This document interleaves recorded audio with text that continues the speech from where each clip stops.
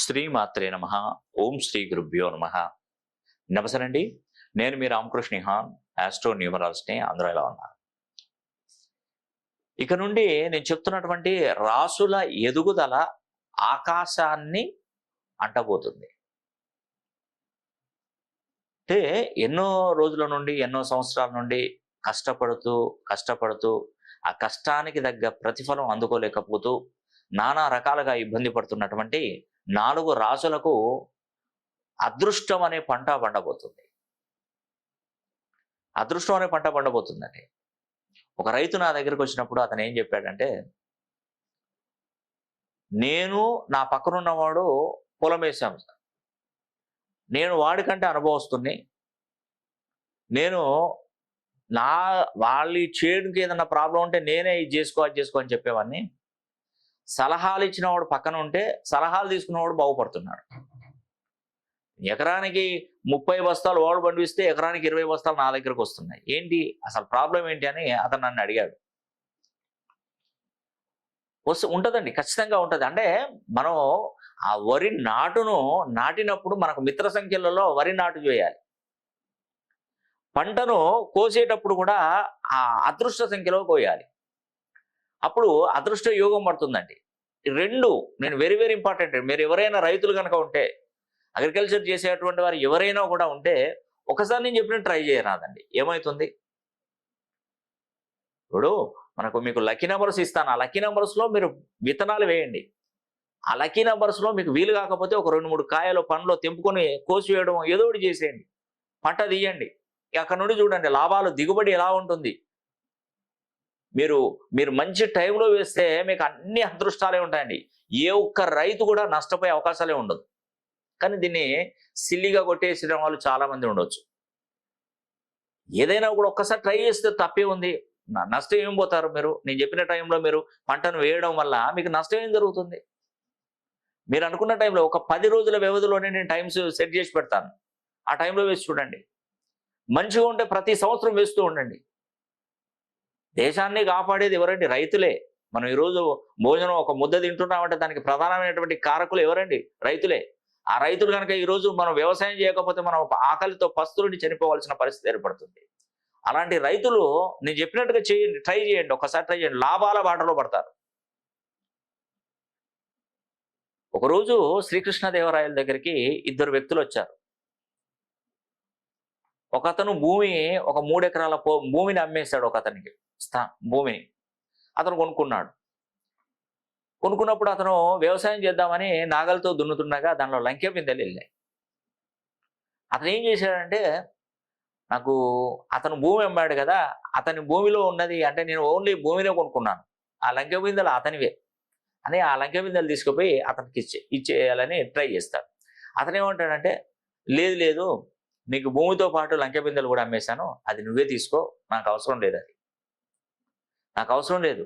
ఎందుకంటే అది అనవసరమైనటువంటి సొమ్ము. ఎందుకంటే నా భూమి ఉన్నప్పుడు నాకు దొరికితే నేనే తీసుకునేవాను, కానీ నీకు అమ్మిన తర్వాత నాకెందుకు, ఆ దానిలో ఏమున్నా నీకే చెందుతుంది అని అంటే, లేదు మీరు అంటే వీరిద్దరి మీద వాగ్వివాదం అవుతుంది. వీళ్ళిద్దరు కలిసి రాజు దగ్గరికి వెళ్ళారు, శ్రీకృష్ణదేవరాయల దగ్గరికి వెళ్ళారు. అప్పుడు శ్రీకృష్ణదేవరాయలు ఏం చెప్పారంటే, ఏంటి మీ సమస్య ఏంటంటే, ఈ విధంగా నాకు లంకె బిందెలు దొరికినాయి, నేను భూమిని కొన్నాను, లంకె బిందెలు కాదు, అందుకే ఆయన ఇస్తే తీసుకుంటారు లేడంటే, లేదు నేను రాజుగారు, నేను అతనికి భూమితో పాటు లంకె బిందెలు దానిలో నాకు అవసరం లేదు, అన్నీ అతనికే. అప్పుడు శ్రీకృష్ణదేవరాయలు చాలా సంతోషపడతారు. ఏంటి, నా రాజ్యంలో ధర్మం 4 పాదాల మీద నడుస్తుంది, నా రాజ్యంలో ఉన్న ప్రతి ఒక్కరు కూడా నిజాయితీ పరులు, చాలా సంతోషం అని చెప్పేసి ఈ ఇద్దరి మధ్య ఉన్నటువంటి విషయాన్ని తేల్చాలి కదా మరి రాజు అన్నప్పుడు. వీళ్ళను నేను ఆలోచించుకునే నాకు టైం ఇవ్వండి, మీరు వెళ్ళిపోయిండే ఒక 15-20 రోజులు, నెల రోజుల తర్వాత నేను మళ్ళీ పిలిపిస్తాను, మీరు అప్పుడు రండి అని చెప్పేసి వాళ్ళని పంపిస్తారు. పంపించినప్పుడు నెల రోజుల తర్వాత మళ్ళీ వాళ్ళు వస్తారండి. వచ్చినప్పుడు మళ్ళీ ఇద్దరి వాదనలు మళ్ళీ వింటాడు. అప్పుడు రివర్స్గా మాట్లాడుతుంటారు. నేను భూమి అమ్మేండు, ఆ భూమి అమ్మితే లంకె బిందెలు వచ్చినాయి, ఇవి నాయే, ఇంకా నేను ఇవ్వను అతనికి. అతనే ఉంటాడు, లేదు నేను భూమి ఒకటే అమ్మిన, లంకె బిందెలు అమ్మలేదు, కాబట్టి ఆ లంకె బిందెలు నాయే. ఫస్ట్ వచ్చినప్పుడు ఒక విధంగా చెప్పారు, సెకండ్ టైం వచ్చినప్పుడు ఇంకో విధంగా చెప్తున్నారు. రాజు ఆశ్చర్యపోతాడు, ఏంటి ప్రాబ్లం ఏంటని ఆలోచిస్తే పక్కన ఉన్నటువంటి తెనాలి రామలింగుడు ఏం చెప్తాడంటే, అయ్యా మీరు ద్వాపర యుగంలో నుండి కలియుగంలోకి అడుగు పెట్టారు. కాబట్టి ఇది కలికాలం. ఆ ప్రభావంతో వాళ్ళ కలికాలంలో ఈ సర్వసాధారణంగా జరుగుతూనే ఉంటాయి. అందుకే వాళ్ళ తప్పు కాదు, వాళ్ళు యుగంలోకి అడుగు పెడుతున్నారు కాబట్టి అప్పుడు డేట్లు, మంత్లు, ఇయర్లు, సంవత్సరాలు మొత్తం మారిపోయాయి కాబట్టి వాళ్ళ మనసులు కూడా మారిపోయాయి అని చెప్పేసి అప్పుడు రామలింగం గారు చెప్తారు. అంటే నేను చెప్పేది అదేనండి, ఒక అదృష్ట సంఖ్యలో కనుక మనం ఉన్నట్టయితే, ఆ యొక్క డేట్లో పుట్టినట్టయితే అదృష్టం వెన్నంటే ఉంటుంది. దానికి తోడుగా మన పేరులో ఉన్నటువంటి బలాన్ని మనం సరి చేసుకోవాలి. అలా సరి చేసుకున్నటువంటి ప్రతి ఒక్కరు అదృష్టవంతులు అవుతారు. మీరు నమ్మకంతో రండి, ఖచ్చితంగా మీకు విజయకేతనం ఎగిరే విధంగా నేను చేస్తాను. ఇదేదో ఆసామాసిగా చెప్పడం కాదండి, రియల్గా చెప్తున్నాను. ఖచ్చితమైనటువంటి నేను చెప్తున్నాను, ఖచ్చితమైనటువంటి కరెక్షన్ అనేది పర్ఫెక్ట్గా ఇస్తాను. బ్రహ్మాండంగా స్థిరపడిపోతారు. ఉద్యోగ అవకాశాల కోసం ప్రయత్నిస్తున్నవారు, వివాహాల కోసం ప్రయత్నిస్తున్నటువంటి వారు, వ్యాపారంలో నష్టపోతున్నటువంటి వారు, వ్యాపారంలో విపరీతమైనటువంటి నష్టాన్ని చవి చూసినటువంటి వారు, ఇంకా నేను ఈ జీవితం నుంచి బయటికి వెళ్ళిపోతాను, ఇంకా నా జీవితం వద్దు, నాకు అప్పుల పాలయ్యాను, నేను సూసైడ్ చేసుకుంటాను అన్నటువంటి వారు ఎవరైనా కూడా ఒక్కసారి నన్ను సంప్రదించి చూడండి. ఖచ్చితంగా మీ జీవితాన్ని మారుస్తానండి. మనిషి తలుసుకుంటే కానిదంటూ ఏం లేదు. మీరు అధైర్యపడొద్దు. నాకు ఇన్ని కష్టాలు ఉన్నాయి, నాకు ఇన్ని అప్పులు ఉన్నాయి, ఇన్ని బాధలు ఉన్నాయి, నా పిల్లలు చదవట్లేదు, నా భర్త చక్కగా చూసుకోవట్లేదు, నాకు ఆస్తిపాస్తులు లేవు, ఇవన్నీ చెప్పొద్దు. అసలే కష్టపడితే కానిదంటే ఏముంది. నేను చెప్తున్నాను, నా కళ్ళ ముందు అతి పేదలు, నిరుపేదలు కూడా ఈరోజు కోట్లలో, లక్షలలో రూపాయలు సంపాదించుకుంటే కార్లలో దర్జాగా తిరుగుతున్నారు. కష్టపడ్డారు. కష్టం లేకుండా ఏ పని జరగదు, గుర్తుపెట్టుకోండి. మీరు ఎన్ని హోమాలు చేసినా, ఎన్ని యాగాలు చేసినా, ఎన్ని చేసినా కూడా ఏమి జరగదు. మనం కష్టపడాలి. మనం కష్టపడితేనే అదృష్టం మీ పేరు రూపంలో నేను ఇస్తాను. ఆ అదృష్టము పేరు రూపంలో, ఒక ఆయుధం రూపంలో ఇస్తాను. కాబట్టి మీరు ఆ పేరులో ఉన్నటువంటి సంఖ్యాబలాన్ని సరి చేసుకుంటే మీరు చక్కగా ముందుకు వెళ్ళవచ్చు. తులారాశిలో పుట్టిన, కుంభరాశిలో పుట్టిన, వృషభ రాశిలో పుట్టిన, కన్యా రాశిలో పుట్టిన ఈ 4 రాశులకి అదృష్టం అన్నది కూడా వీరు వెంట పరిగెత్తి అవకాశాలు వీళ్ళకి కలగబోతున్నాయి. ఇక వీరి అదృష్టం ఏంటంటే ఆకాశాన్ని అంటుతుంది అదృష్టాన్ని. మీరు వీలైతే నేను చెప్పినటువంటి సంఖ్యాబలాన్ని సరి చేసుకోండి. నేను చూసేటువంటి పద్ధతులు namology, graphology, signatureology, pronology, Indian western numerology, Indian western astrology, ప్రశ్నాశాస్త్రం, హస్తరేఖలు, గవ్వలు, తాళపత్ర గ్రంథాలు, ఇలా అన్ని పద్ధతుల ద్వారా కూడా నేను పరిశీలన చేస్తాను. అంటే సమస్య ఏదైనా పరిష్కారం ఒకటి, అది మనకు తప్పకుండా మనకు న్యూమరాలజీ, ఆస్ట్రాలజీలో తప్పకుండా లభిస్తుంది. అంటే వీలైతే ఒకసారి ట్రై చేయండి. మీ పేరు బలాన్ని, సంఖ్యాబలాన్ని మార్చుకోవడానికి ట్రై చేయండి.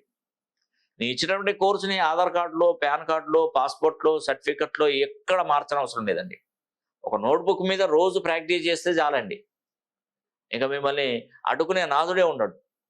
కాబట్టి చెప్పేటువంటి ప్రతి ఒక్క విషయాన్ని గమనించి మీ జీవితాన్ని ముందుకు తీసుకెళ్ళండి. ఉద్యోగం కోసం ప్రయత్నిస్తున్న వారికి ఉద్యోగ అవకాశాలు, వ్యాపారంలో నష్టపోతున్నటువంటి వ్యాపారంలో లావాదేవీలు చక్కగా నడవడానికి, వివాహ ప్రయత్నాలు కొనసాగిస్తున్నటువంటి వివాహంలో మంచి ప్రాముఖ్యత, మంచి వివాహ సంబంధాలు దొరకడం, సంతాన సమస్యలతో బాధపడుతున్నటువంటి వారికి సంతాన యోగం కలగడం, సొంత గృహ నిర్మాణం కోసం ప్రయత్నిస్తున్నటువంటి వారికి సొంత గృహ నిర్మాణం కట్టుకోవడం, ఇలా ప్రతి ఒక్క విషయంలో కూడా మీరు విజయం సాధించవలసిందేనండి. తగ్గేదే లేదన్నట్టుగా ఉంటుంది. తులారాశిలో పుట్టిన, కుంభరాశిలో పుట్టినటువంటి వారు, వృషభ రాశి, కన్యా రాశి, ఈ 4 రాశులలో పుట్టినటువంటి వారిది ఒక విధంగా చెప్పాలంటే పై చేయి. మీరు చేసేటువంటి ప్రతి పనిలో ఆటంకం లేని విజయం అనేది కూడా మీరు సొంతం చేసుకోబోతున్నారు. కాబట్టి దీనికి మీరు సిద్ధంగా ఉండండి. ఒకసారి మీ పేరును మంచి సంఖ్యాబలంలోకి మీరు మార్చుకోండి. వీడియో చివరికి కూడా చెప్తున్నాను, ఈ నెల 23వ తారీఖున సుదర్శన హోమం అనేది కూడా డిసెంబర్ మాసంలో చేస్తున్నాం. ముక్కోటి ఏకాదశి, వైకుంఠ ఏకాదశి నాడు మేము సుదర్శన హోమం అనేది కూడా మేము తలపెట్టబోతున్నాం. మీరు చేయవలసినటువంటి కార్యక్రమం కింద స్క్రోల్ అవుతున్న నంబర్ కాల్ చేసి స్లాట్ బుక్ చేసుకొని ఈ సుదర్శన హోమంలో పాల్గొనవచ్చండి. అంటే మీరు రానవసరం లేదండి. మీ గోత్రనామాలు పంపించినట్టయితే దేశ విదేశాల్లో ఎక్కడున్నా కూడా పర్వాలేదు. సుదర్శన హోమం అనేది కూడా మేము మీ పేరు మీద జరిపించి దానికి సంబంధించిన వీడియో అనేది కూడా మీకు పంపించడం జరుగుతుంది. ఈ అవకాశాన్ని ప్రతి ఒక్కరు సద్వినియోగం చేసుకోండి. మర్చిపోకండి, డిసెంబర్ 23, 2023 శోభకృత నామ సంవత్సరం. ఆ రోజు స్వామివారిని ఉత్తర ద్వారం గుండా దర్శనం చేసుకున్నట్టయితే మీకు సకల శుభాలు జరుగుతాయి. అష్టైశ్వర్యాలు, భోగభాగ్యాలు, సిరి సంపదలు కలుగుతాయి. ఈ అవకాశాన్ని మిస్ చేసుకోకండి అసలే. మరి మీ గురించి కానీ, మీ పిల్లల గురించి కానీ, మీ ఫ్యామిలీ గురించి కానీ మీరు పూర్తి వివరంగా మీరు తెలుసుకోవాలనుకుంటే కింద స్క్రోల్ అవుతున్న నంబర్ కాల్ చేసి పర్సనల్గా ఫోన్ లైన్లో కలిసే ప్రయత్నం చేయండి. ఈ వీడియో కనుక మీకు నచ్చినట్లయితే లైక్ చేయండి, షేర్ చేయండి, అదేవిధంగా కామెంట్ చేయండి. సర్వే జన సుఖినో భవంతు.